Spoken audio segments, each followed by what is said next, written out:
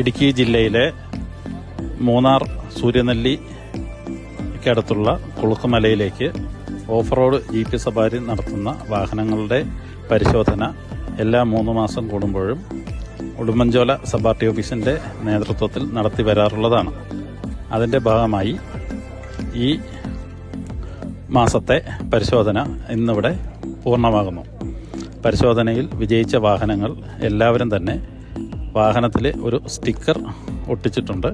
അതിനനുസരിച്ച് വാഹനം ഓടുന്ന ഒരു അവസ്ഥയാണുള്ളത്.